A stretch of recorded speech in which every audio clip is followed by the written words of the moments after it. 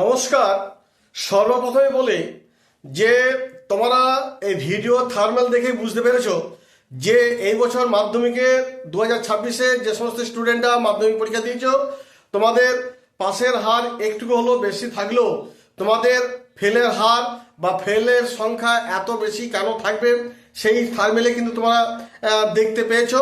সেই হিসেবে কিন্তু তোমাদের অনেকে চিন্তিত হয়ে আছো যে এইবার আমাদের ফেলের সংখ্যা এত বেশি কেন হবে।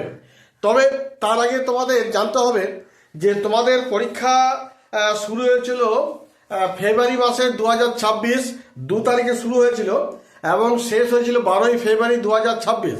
তোমাদের মোট যে পরীক্ষার্থী ছিল 9,71,340 জন, যার মধ্যে ছাত্র সংখ্যা ছিল 4,26,733 জন এবং ছাত্রীর সংখ্যা ছিল 5,44,606 জন।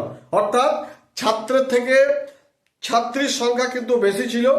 তো তোমাদের এই যে তোমরা যে পরীক্ষা দিয়েছ উচ্চ মাধ্যমিকে 2026-এ, এতে কিন্তু তোমাদের পাসের হার কিন্তু যথেষ্ট হলো একটুকু হলো বেশি থাকবে।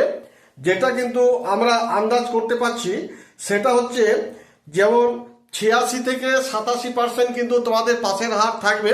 পাসের হারটা যে খুব যে কম তা নয়, ধরে নিলাম 87%ই ধরলাম।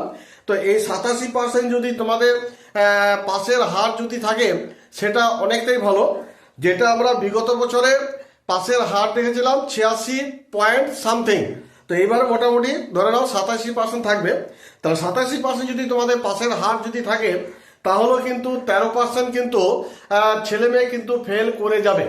তাহলে এখানে 13% ছেলে মেয়ে ফেল করে যাবে বা এই 13% হিসেবে যদি আমরা ধরি, তাতে দেখা যাচ্ছে ফেলের সংখ্যা হচ্ছে মোটামুটি 1,26,274 জন। আমি রাউন্ড ফিগারই ধরলাম 1,26,000। তাহলে এই যে 1,26,000 ছেলে মেয়ে যে ফেল করে যাবে তার প্রধান কারণটা কি, এটা কিন্তু আমাদের সকলকে জানতে হবে। তার প্রধান কারণ হচ্ছে, ফার্স্ট যে কারণটা বলবো, কিছু কিছু ছেলে মেয়ে আছে যারা কিন্তু সাদা খাতা জমা দিয়ে এসেছে, কোশ্চেনগুলো লিখেছে, অ্যান্সারই লেখেনি, তাহলে সেইখানে কিন্তু তারা নাম্বার পাবে না।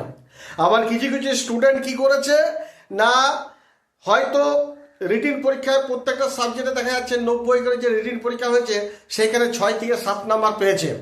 এবার দেখা গেল যে হয়তো প্রজেক্ট হয়তো যদি 10 নাম্বারই পায় আর এদিকে যদি 6 নাম্বার যদি পায় 16, তাহলে 25টা নাম্বার কিন্তু তাদের উঠছে না।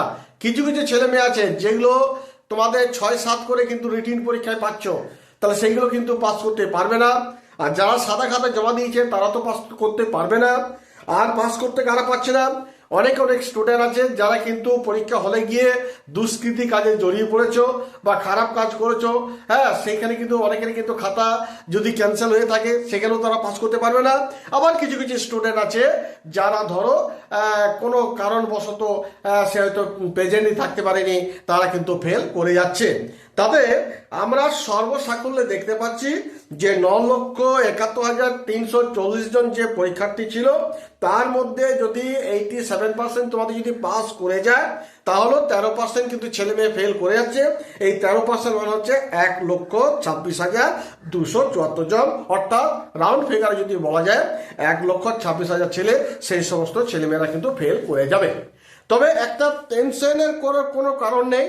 যে সমস্ত স্টুডেন্ট একটুকু লিখে এসেছো, 2-4টে কোশ্চেন লিখে এসেছো, মোটামুটি যদি রিটিন পরীক্ষায় মোটামুটি 12-13 যদি নাম্বার পেয়ে যাও আর প্রজেক্টে যদি 8-9 করে যদি পেয়ে যাও, তাহলে 2-1 নাম্বার যদি কোনো কারণে 25টি নাম্বার তুলতে গিয়ে যদি তোমাদের শর্ট হয়, সেখানেও কিন্তু বোর্ডের তরফ থেকে কি করবে, 2 থেকে 3 নাম্বার গ্রেস নাম্বার দিয়ে কিন্তু পাস করে দিচ্ছে এবং তারা কিন্তু পাস করে যাচ্ছে। কিন্তু ওই যে ফেল বলতে কাদের বললাম, যারা রিটিন পরীক্ষায় 6 থেকে 7 নাম্বার পাচ্ছ তাদের ক্ষেত্রে পাস করা কিন্তু খুবই অসম্ভব হয়ে যাচ্ছে। তাহলে তোমাদের এইবারে মোটামুটি ধরে নিতে পারো যে 86 থেকে 87% তোমাদের পাসের হার থাকবে। আর 87 যদি ধরি তা 13% যদি আমরা ফেলের হার হয়ে যায় তাহলে মোটামুটি তাও 1,26,000 ছেলে মেয়ে কিন্তু ফেল করে যাচ্ছে। একমাত্র কারণগুলো বলে দিলাম যে কারা কারা ফেল করতে পারে, তারাই সে সমস্ত স্টুডেন্ট কিন্তু ফেল করে যাবে। যাই হোক, পরিশেষে বলি যে টেনশনের কোনো কারণ নেই। যারা একটু হলো লিখে এসেছো, মোটামুটি 12-13 করে নাম্বার পাচ্ছ রিটিন পরীক্ষায়, তারা প্রজেক্ট নাম্বার নিয়ে তার সত্ত্বেও যদি 1-2 নাম্বার যদি শর্ট হয় সেখানে গ্রেস নাম্বার দিয়ে তারা কিন্তু পাস করে যাবে। আর যারা ভালো লিখেছো তারা তো অবশ্যই ভালো নাম্বার পাচ্ছ, ভালোভাবে পাস করবে, সেটা কোনো টেনশনই নেই। যাই হোক, এই বলে আপাতত ভিডিওটি এখানে শেষ করছি।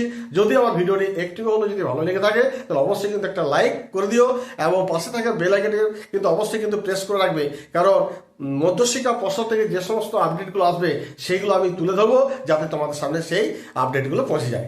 ধন্যবাদ।